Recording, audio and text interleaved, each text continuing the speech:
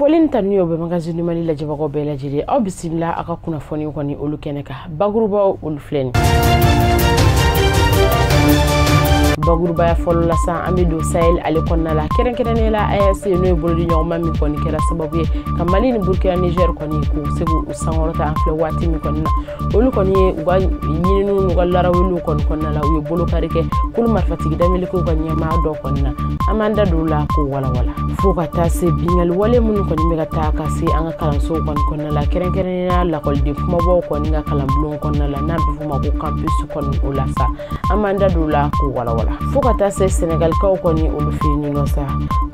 anga war bomba mi ko ni bena fuma ko imo olu ma ko ni bank fla no mbag war maraso mi ko ni Senegal ko fi yolu ta ko lu blo ko masro don rafe do warta ka do da do fe mun ma ta ke mun ko ni dagale te bada a sharia ko ni imo sharia ko ni konnala amanda dula ko wala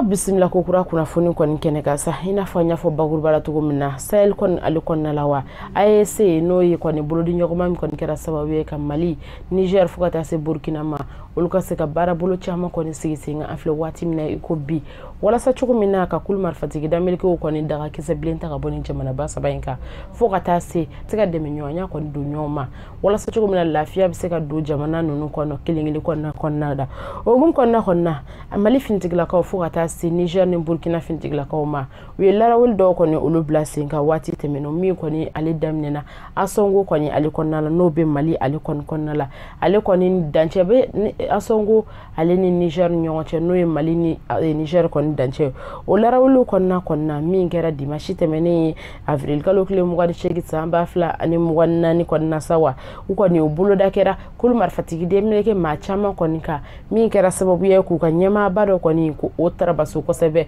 mi ko ni nale to ko Abu Useifa ni bebale wele ko Hugo ale ko ni aliminena mi na ko ni wa ya yira ka fokulu ka ni bolo ni nyama ko ni ka bi kana ni la wasa chama keren na finjigila ko ni ojurula wa fene de ka bi ka ke sababu ye tugumina kulma fatigi damileke mo ko ma ko wole mbaw ko ni chama olobe ka bodi bila ubda kene ka parakata pa ko ni kumina bara ko ni asindo alibi ka tika nyana mayani lawulu ke kanya wala saka ni man to ko ni ku bela jini ko ni ubo udugo yorola nambore mta kuna fonia fulana kwa nasa inafanya fotogumna crise sécuritaire au Mali no ye ken lakana ko ne o sabatili ko nyuma ko ne o kanga ke Mali ali ko nala gamba yi ka foni wati labe ko ni na abika ke sababu yayi ko chama ko ni obika nudu anga kalandi ko ni ngako ko ni jurula keren ne la campus no ye anga la ko de mun tese kata so ulu daga yoro ko ni masa o ko be ka ke sababu ye ma chama ko ni obika ke ko cheju wale o chama mi ka ke o ro ko fina barsabla ko ni yata ka laje lakana baliya ani ko ni ningele wale do ko ni ulu ka Mali ali duguluka kabini samba fla anitan fla sa ko ni no lu barase ko ni nundu na Mali kono kan fle fu wati mina iko bi ko ni ko gelalimbe ko ni yata ka laje ko Mali be jamana na jamana mi ko ni be non no e fanga jaso ko ni kera ka chaya jamana mununa ko sebe ko Mali be jati olufe ko afle yoro mina ina fo bi ko Mali ba fanga jaso ko chama ko ni o waliyo la ina fo ko bi barsabula kun yata kale samba fla bakilen sauna keme kononto ani bioro ni sheki konna kulitna colonel Musa Traoré koni ali fanga jasoke jamana kantigi gale konna noye Modibo Keita o wati konna wa kabije ka fofene bakilen sa keme kononto ani bi kononto ni kele o marsikalo kle mwan woro la sa atete noye litna colonel Amadou Toumani Touré ali fanga jaso koni ali oke colonel Musa Traoré koni ofenana o wati kilona mi kera sababu yayi samba fla anitan fla o martikalo kle mwani fla ofenana wa colonel Ayasano wa alefene fanga jaso koni oke Amadou Toumani Touré koni na o wati kilona wa fuka taye ka fosa ko kofe amaye ka fo oko ko ni kuma bawo bela jilin kofe a samba fla ani muga o utukalo kletan shigun koni anga colonel no colonel Asmi Koita ale fene fanga jaso koni ke o wati kilona ko ambaye ka foko jamana ale kon konna la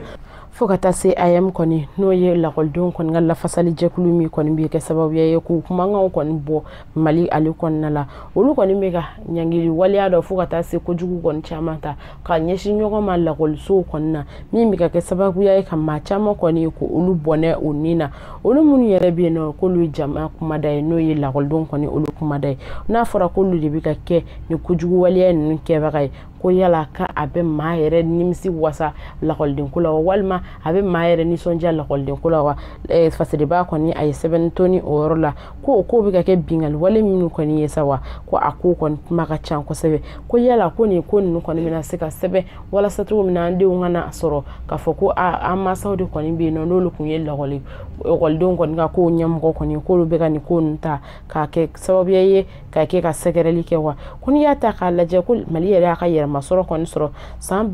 1960 o septembre kalo tile 22 la ko lafiya kɔni tun bɛ Mali ale kɔnɔna la bari sabula ko Mali y'a yɛrɛ sɔrɔ min kɛra sababuya ye ka bɔ Faransiw kɔni ka jɔ kɔni o kɔnɔna la ka se ka an yɛrɛ ta cogo min na ko n'i ye Mali yɛrɛ ta k'a lajɛ Samori Ture fo ka taa se Babemba Philippe Cour ani Soni Alibert n'a ɲɔgɔnko caman k'olu de tɛmɛna olu de Mali kɔni ka a jɔ k'a kɛ Mali i n'a fɔ an filɛ k'a ye cogo min na nka ko an sifinnakaw de kɔni bɛ ka n'a ta k'a kɛ ko wɛrɛ ye min man kan tɛ ka kɛ bada ko bɛ ka kɛ degun ye min bɛ ka kɛ sababuya ye ka Mali yɛrɛ kɔni tɔ coron bari sabula ko n'i y'a ta k'a lajɛ lakanabaliya kɔni o ɲɔgɔnya nin bɛ an ka kɔrɔnfɛlaw fo ka taa se an ka centre kɔnɔnaw kɔni o ma n'a fɔra ko lakɔlidenw kɔni bɛ ka na ko wɛrɛw ta k'o kɛ sababuya ye ka Mali yɛrɛ kɔni sigili bɔ a dabolo kɔni na ko jamana marabagaw bɛ ka baara wali dɔw kɛ walasa cogo min na k'o ko kɔni n'o ye violence ninnu kɔni bɛ ka kɛ u ɲɛtugulenw de bɛ ka kɛ bari sabula denmisɛnninw de t'a dɔn sini ɲɛsigi kɔni k'o ye denmisɛnninw ye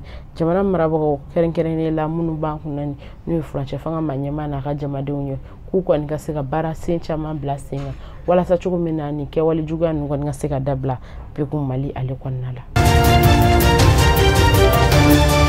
N'an bɔra kunnafoniya laban sa an bɛ don BCEAO kɔni ale kɔnɔna la ko n'i y'a ta k'a lajɛ Sénégal ko wari marayɔrɔba 2 kɔni bɛ yen k'olu ta bɛ k'olu gulon BCEAO maaw bolo bi bari sabula ko n'i y'a ta k'a lajɛ k'u ye baara bolo dɔw kɛ min kɛra sababuya ye ka dungo juguya fo ka taa se terrorisme n'o ye banbagaci wale maaw dɔw kɔni ko olu dɛmɛ wariko ta fanfɛla la min bɛna kɛ sababuya ye ka ɲangili beredaw kun min bɛna taga kasabiya caman kɔni na bari sabula ko n'i y'a ta k'a lajɛ ko Sénégal kɔni kelen tɛ nin ko in yɛrɛ Sénégal ta kɔni ko ye bangi 2 ye fo ka taa se Togo kɔni ko bangi kelen bɛ yen nɔ min fɛnɛ kɔni sɔrɔla a ko ɲɔgɔnna na BCEAO mɔgɔw kɔni ka larawiliw kɔni kelen kɔfɛ u ye nin ko ninnu bɛɛ lajɛlen ko faute et nature de sanction n'o ye u ɲangira ka da kun min kan ka ko o kɔni ti dɔwɛrɛ ye de dungo juguya ka taa nafolo ko ta sira fɛ u ka kunnafoni yɔrɔba min n'a bɛ fɔ o ma observateur n'o bɛ Sénégalikaw kɔni fɛ o bɔra ka laseli min kɔni kɛra bi tɛnɛn kɔni na sa min y'a jira k'a fɔ ko nin bangi 2 ninnu kɔni k'olu bɛ na ɲangili kɔni na kɛrɛnkɛrɛnnenya kelen k'o ka ɲangili bere kɔni ko bɛ taa sefa wari miliyɔn 300 kɔni ale n'a bɔɲɔgɔnko kɔni na min bɛ se ka kɛ sababu ye ɲangili min kɔni dara a kun a ko amani kɔni ko o burun ka bɔ a kunna filanan kɔni ta k'o bɛ taa sefa wari miliyɔn 151 kɔni o n'a kasabiya la o kɔni u y'o laseliw de kɛ min bari sabula ko u bɛ ka min kɛ n'o ye ka dungo juguya fo ka taa se ka kulu marifatigi damelikew dɛmɛ wari dunni na ko o min filɛ nin ye dɛ k'a bɛ kɛ sababuya ye de ka kulu marifatigi damelikew ka bugun kosɛbɛ jamana a n'a tarakasacɛw bɛɛ lajɛlen la ko o min nin k'o tɛ kɛ k'o man kan ka kɛ fɛnɛ bada nin bɛ dansigi kɛ bi an ka kunnafoniw kɔni na sa an bɛ k'an bɛɛ boloda waati wɛrɛ